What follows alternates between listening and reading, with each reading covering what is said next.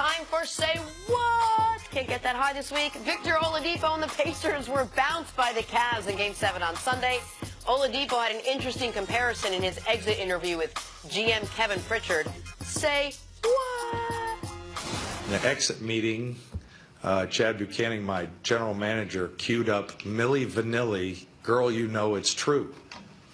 And Victor walked in, and we shut it off, and he goes, what song is that? I kind of heard it, and I said, well, you know what, that's probably the biggest one-hit wonder that's ever happened.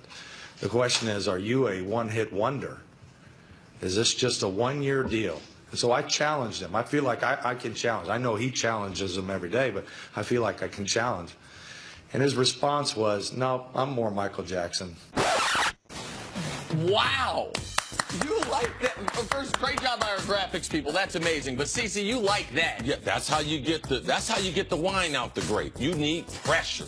That's why coaches, organizations, that's why it's important to be in the right spot. If he had stayed in OKC, I can guarantee you that moment would have never, ever happened. Man, these are the stories that brick the path to greatness. Tremendous story.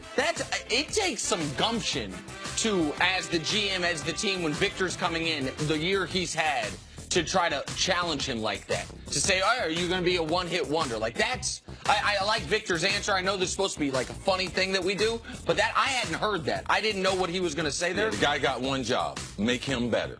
All right? Give the coach better players. And if you get the star better, it's a lot easier to get the team better if you make the star better. Start at the top. That's great management. That was awesome. Jenna, you were much why respect. he asked why he said Michael Jackson? Yeah, I didn't until the very end. He had a lot of hits. Not one hit, a lot of hits. Got it. King of pop. Got it. Moving on, the fact that I needed that explained to me is so disturbing. Yeah. Moving on to some stories to start your morning quickly. Cavs beat the Raptors 113-112 in overtime last night to take Game 1. LeBron had his 21st career playoff triple-double, finishing with 26, 11, and 13. But the Kings said it was, quote, one of my worst games of the season. Nick, how did LeBron look last night? LeBron's in such an odd place. He has a triple-double. He hits the game-tying, very difficult fall-away jump shot. He outscores the Raptors by himself the final 4 minutes. And I thought it was a C- game. I agree with him. I didn't think he played well. He didn't shoot well. He didn't get to the rim at will. And his free throws were as bad as they've been all year. And they called him for a lane violation on one. So I understand what he's saying, see? Well, he was more of the leader in this game. Like, he didn't play. I didn't like the three-point selection, especially in the fourth quarter. I think he took 5 3-pointers in the fourth quarter. That was a bad choice. It was an easy way out. But LeBron was tired, man. Yeah. And he was burnt. And being the ball handler, primarily ball handler for this offense, LeBron still played a great game. It was still a great game, Nick. Not no C-. Because did his team get on the winning boat? No, of course. Listen, of course. I just think by he doesn't like the fact that he shot almost 40% from the field. That's what that's about. Yeah, he just 12 of 30. All right, you guys see what just happened right there? In the same game, Raptors superfan Drake and Cavs big man Kendrick Perkins got into a verbal altercation before halftime. In other words, they had a fight. The two had to be separated by security and teammates. Cece, what'd you make of Drake coming at Perkins? Come on. I mean, like, what's he going to do? Like, Kendrick Perkins is for real. Like, he's one of the few NBA guys that's a real tough guy. Drake, like, stop. Stop pretending. We know you're cheering for your team and everything. Let's not get carried away, though. And Drake likes inserting himself in these things. Kendrick Perkins said at halftime, he was talking to Serge Ibaka. Remember, they famously, obviously, were on the Thunder together. Right. Drake inserted himself in the conversation. Kendrick told him to sit his bleep down. And then after the game, according to Bruce Arthur of the Toronto Sun, Drake called him a couple derogatory words and said, we can handle this. Listen, Drake, you create hits. You seem to be a good guy. Kendrick Perkins is 6'10", 270 pounds. You used to be on Degrassi, and you made Marvin's Room. Those are not problems you want in this world. Nobody wants Kendrick Perkins problems. Come on, Drake. Got to know better than that. That reminds me of Nick Wright at the Red Roof. Okay. Meet me outside. All right. Meet me outside. Did that dude leave yet? Meet me outside. All right. I don't know. You would have preferred my comment, but now everyone knows where you party. All right, finally, Spots. it looks like the Paul George experiment in OKC is over. Reports are the PG-13 will take his talents elsewhere this offseason after the Thunder failed to advance past the first round. Nick, where's the best fit for Paul George this offseason? The place people have pegged him to for the last few years, Los Angeles. L.A. Along with another superstar. Maybe another 2 superstars if they can make it work. Like, I think it's where he wants to go. If I'm Paul George, I don't see any reason to stay in Oklahoma City. And you can get a fresh start. Now, what Paul George does know is he needs a guy who is markedly better than him if he's going to compete for a championship. Not a lot of guys like that. Paul George is somewhere between the 9th to 14th best player in the league. So we're talking guys markedly better. It's only 5 or 6 guys. But 2 of those guys could be on the move this offseason in Kawhi Leonard and LeBron James. He would need to pair up with one of those guys, I would imagine. I think Los Angeles is where it makes sense. I think that's where he'll end up, and I think that's probably the best fit. When people ask me this, which they do quite often, the easy way out now is to say the Lakers. Almost everyone. The easy way out. Well, it's the easy way out. So I'm just going to think a little bit outside the box. Okay. What would Paul George look like with the 76ers? They could use another wing player. All right? Maybe they don't want LeBron, but if they get Paul George, you saying he don't need to be the main guy? Well, he don't have to be the main guy there. You got Ben Simmons and you got Joel Embiid. But I think Philadelphia, if they're, especially given what Boston is going to have next year, like if they want to take control of the East, if they want to really be about some championships, man, look into Paul George. Yeah, look into Paul. It ain't no foregone conclusion because you're talking about the scenario, what's the best fit for Paul George? Well, there's no one in L.A. There's people in Philadelphia, and he's a better fit right now for what Philly has compared to the fantasy basketball we'd have to play to get him on the Lakers. The Sixers in the East are becoming the Lakers of the West. Where are we going to go in the East? Send him to Philadelphia. Where could LeBron go? Philadelphia. Well, here's the thing. I agree that Philadelphia is an excellent basketball fit. Like, I think that they need a guy such as Paul George. Obviously, they value three-point shooting. He's a good three-point shooter. They were one of the 3 best defenses in basketball this year. Adding Paul George, another long, excellent wing defender, would take that up another notch. But I don't think talking about the Lakers is fantasy basketball at all. They have no. Well, I mean, you just have to put a lot of other pieces that we don't know. The second. I mean, if you putting Paul George on the Lakers right now, how attractive are they? We saw him playing with Westbrook. Right. No, you need another star along with him. Now, the Lakers have done 1 or 2. Well, yeah, depending on who the one is. Like, if it is because Paul and Russ, obviously, and Russ's star wasn't enough. What the Lakers were able to do, though, this year, via that trade with the Cavs, oddly enough, is make it so they will be free and clear to sign 2 max free agents, not just 1. With the roster they have now, they can sign 2. And that's obvious. Listen, that's been Magic Johnson's plan for quite some time. But I understand from a basketball perspective, Paul George is a great fit in Philadelphia. Quickly, give me a name that you'd love to see play with Paul George on the Lakers. I'd love to see Kawhi with them. Oh, that's a good one. It'd be tough to score on that team. 2 of the best perimeter defending forwards in the league. Right, and I think that's on the board as well. We'll hear what Kawhi has to say. Oh, no, we don't. Kawhi doesn't talk. Our Des Bryant watch continues. Why you should talk? You have to make up your mind, Jenna. What, you want them to talk? You want them to be quiet? What do you want? Guess what? You want a lot of different corners. Walking, talking contradiction, baby, and I'm embracing it fully. Hey, want that dude to talk. Hey, want that dude to shut up. That's right. Hey, I want same him with to me. talk. Same with me.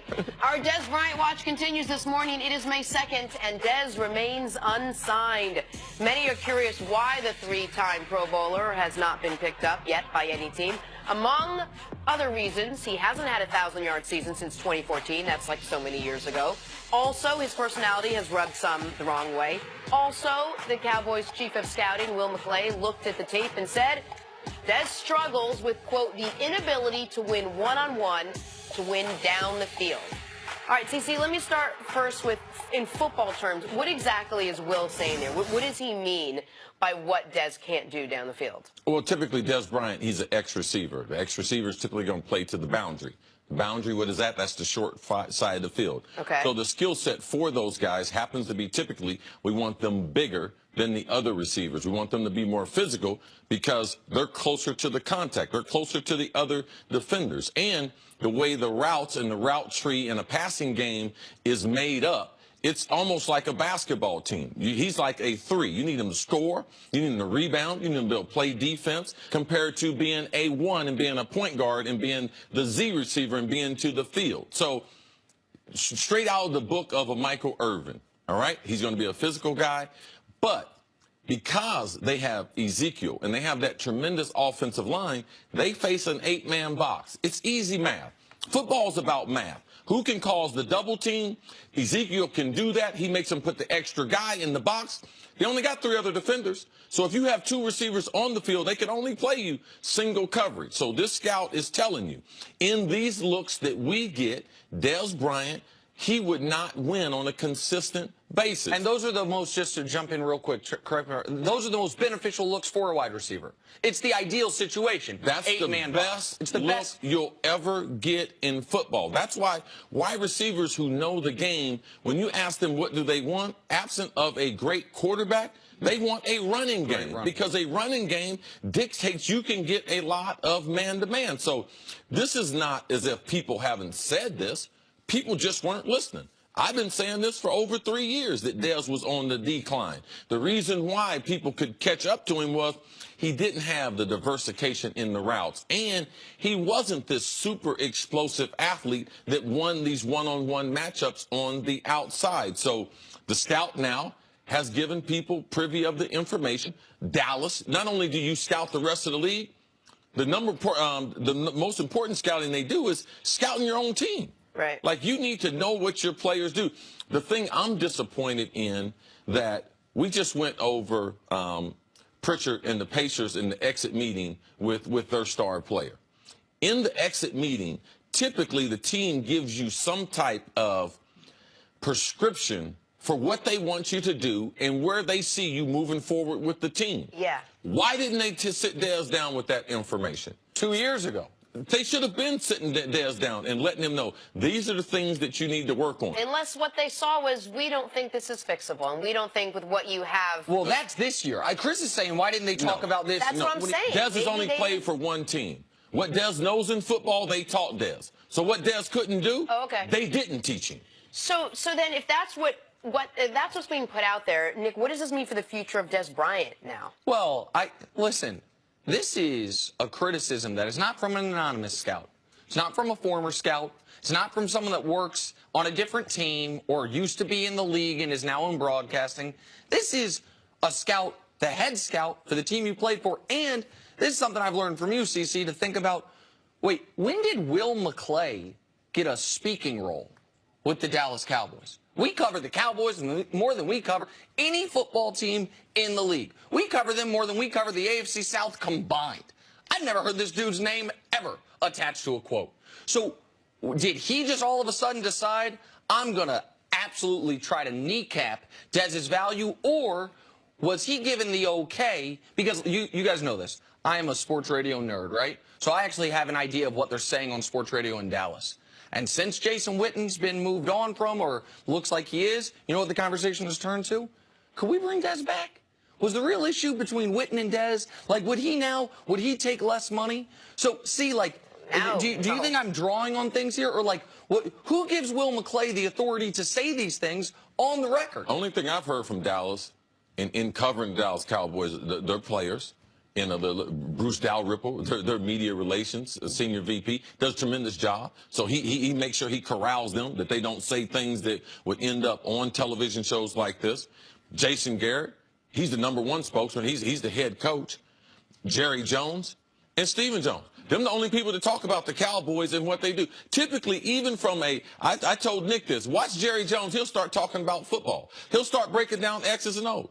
Well, where's the scout? When does the scout get involved in this? So now Dez is gone, and they're getting heat in Dallas, and Dez has been one of the greatest players for the Cowboys. So let's send my man out there to send this message to justify why we got rid of Dez. So let's put the information out there. But the thing that people shouldn't be, this shouldn't be new information. The NFL films and the breakdown in the coaches tape, so many people are watching this. Thousands of people are watching this. So this is not foreign. If you know football and you watch football, these are things people have been saying about Dez Bryant for the last 3 years. Yeah, but all the other teams have access to this? Because the Ravens were happy to offer him a long-term contract. And well, there are no perfect players, Jenna.